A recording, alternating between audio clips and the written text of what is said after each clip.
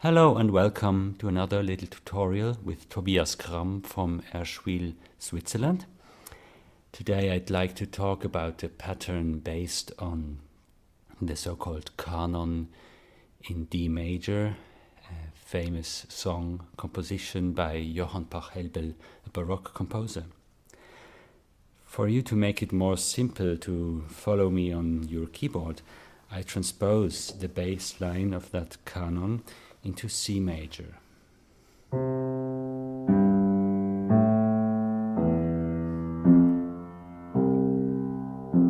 Playing with the left hand, it's just 8 notes that keep repeating all over the piece. So I focus just on the very first 2 sections of that repeating bass, which is of the first 2 occurrences of that bass, which is here entering a first voice that does a third above the bass, a fifth above the bass, and again a third, a fifth, a third, and so on, a third and a third. So continuing, that voice would then do octave above the bass, alternating with thirds. Octave, third. And here is octave and not octave, followed not by an octave, because that's forbidden to do parallel octaves, but instead of leaping down to produce a fifth with the bass. So again, that is very crucial. So that fifth allows me to continue smoothly into, again, what the first section did. Third, fifth, and so on. So just to repeat this as a whole, so I get here the first section,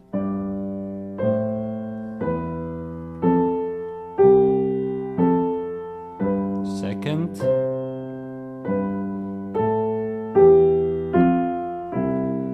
here connecting to a possible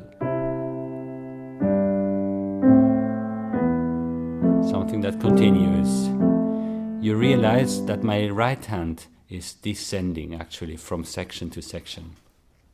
So if I now play this same pattern, but not just only one voice with the right hand, but I overlap voices as it would be done in the original composition, it's very easy to do the first section just single voice.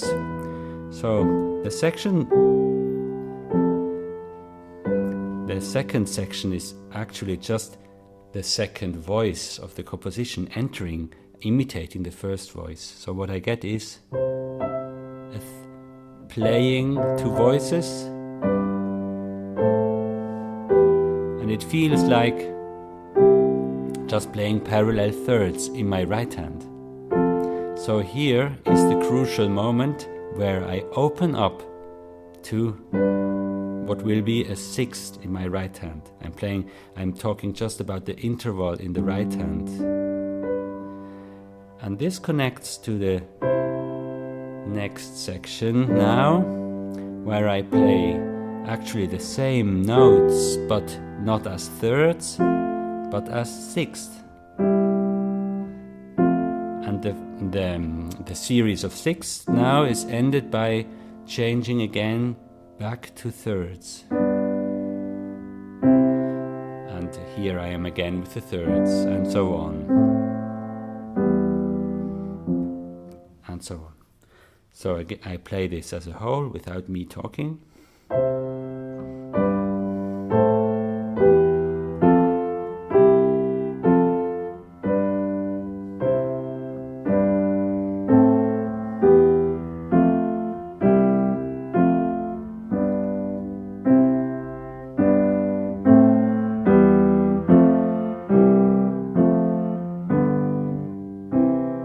And so on. It's of course a never-ending thing, so I have to stop somewhere. So that's just a little skeleton pattern, which I can very easily, of course, embellish or make little figurations. So instead of playing plain thirds, I could do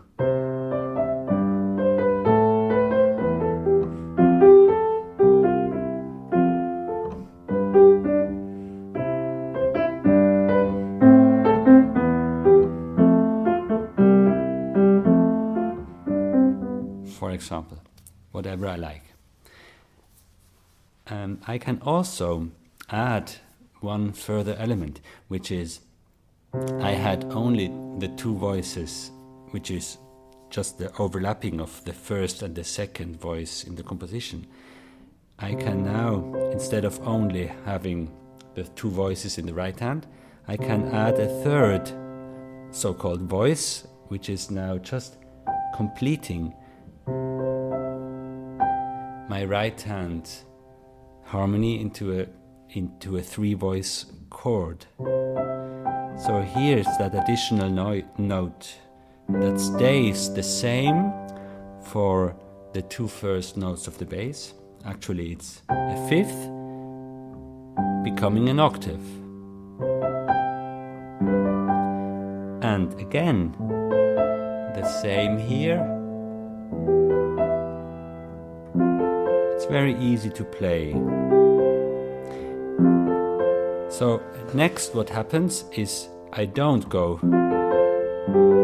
because that would result in parallel octaves plus parallel fifths. So what I do is I go down with the right hand, and now my additional note becomes a note that is between the two voices. Actually the sixth is just in the middle.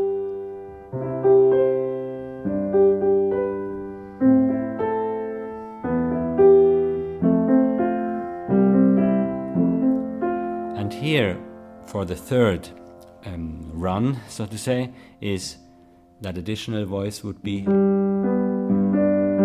below the two voices.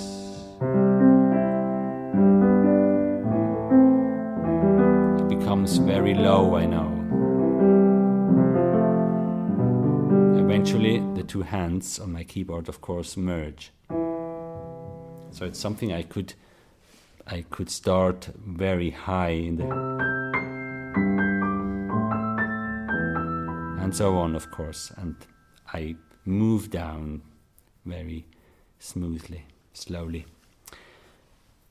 Okay, I should mention perhaps to end this that if you like, you can modify the bass a tiny little bit by not playing scale degree 4 and 5, but by playing directly the 5, the dominant, and have a little rest before you repeat the whole pattern. So that would be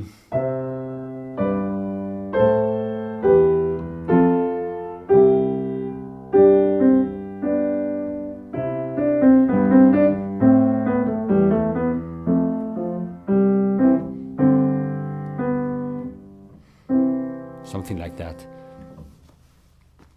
Okay, I hope you enjoy playing with Pachelbel Canon's